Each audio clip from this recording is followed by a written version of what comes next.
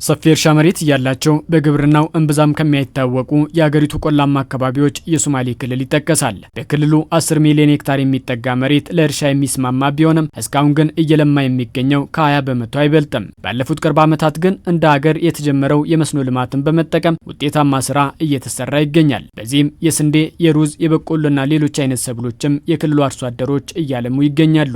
ይሁንና የመስኖ ልማት ስራ ከፍተኛ የቴክኖሎጂ ግብዓቶችን የሚጠቀም በመሆኑ የአቅርቦት ውስንነት አለ ይላሉ በክልሉ የሸበሌ ዞን አርሶ አደሮች። እኛ የመንግስት እርሻው መሬቱ እንደምን ብለ ሰጣቸው በጣም አመሰግናለሁ። የመንግስት ከነፈጠራሉ ይሁን ከእንትና ለማንኛው ነገር አላህ ነው መስጣቸው ሁሉ ነገር መስራት እንችላለን።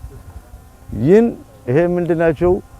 ይሄ ትሬንተር የለም ማሽን የለም ና ይሄ ነው ችግሩ። It's from Shabelle River. የመስኖ ልማቱን የምናካሂደው የሸበሌ ወንዝን በመጠቀም ነው። ከዚህ ቅርብ ርቀት ላይ ነው የሚገኘው። ይሁንና ግን እዚህ አካባቢ ላይ ብቻ የምናለማው 50 ሄክታር መሬት ነው። ስለዚህ ውሃውን ለመጠቀም ሰፊ የጄኔሬተር አቅም ያስፈልገናል። ርቀቱን ለማካለል 2 እና 3 ሰዓት እየፈጀብን ነው። ዘላቂና አስተማማኝ ቦዮችን በመገንባት እገዛ ሊኖረን ይገባል። እንደ ፀሐይ ያለ አስተማማኝና ተመጣጣኝ የመስኖ ስርዓት እንፈልጋለን። አሁን የምንጠቀመው ጄኔሬተሮች በነዳጅ የሚሰሩ ናቸው።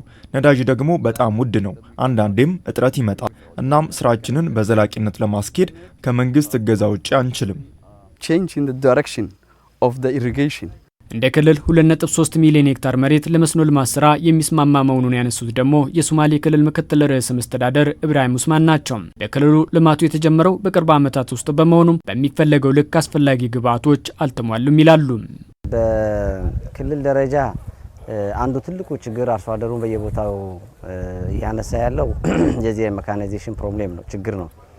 ያም የሆነበት ምክንያት አንደኛ ኤክሰርሳይሱም የለም፣ ገና አሁን ነው ወደ ግብርና ማህበረሰቡ እየገባ ያለው። ግን ለውጦች አሉ። በባለፉት አመታት በተለይ ለግብርና የሚሆኑ የማሽነሪ እገዛ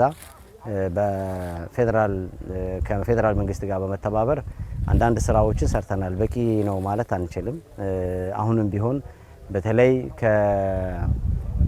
ትራክተር ባሻገር አብዛኛው የሜካናይዜሽን ማሽኖች ወይም ኢንፑቶች ብዙም የሉም፣ ኢንትሮዲዩስ አልተደረጉም እዚህ አካባቢ። በክልሉ ያለው የመልማት አቅም ከፍተኛ በመሆኑ የግሉን ባለሀብት በስፋት እንዲሳተፍ በማስቻልና ከግብርና ሚኒስቴር ጋር በመተባበር ግብዓቶቹን በስፋት ለማቅረብ ትኩረት መሰጠቱንም አንስተዋል። ፌደራል ደረጃም ከቀረጥ ነጻ ተፈቅደው የሚገቡ ስለሆነ በአሁኑ ጊዜ በብዙ መልኩ ባለሀብቶች የተለያዩ ኢንቨስተሮች አሁን ይሄንን ኢንትሮዲዩስ ለማድረግ እየሞከሩ ነው ያሉት። እግረ መንገዳቸውንም ከአርሶ አደሩ ጋር ድጋፍ የሚሰጡበት ሁኔታ እኛም በአስገዳጅ በሆነ መንገድ አስተሳስረን እየሰራን ያለ ነው። ግን በዋናነት አሁን በተለይ በፊት በጣም በትንሽና የተቆራረጠ መሬት ላይ ነው አርሶ አደሩ ሲያርስ የነበረው።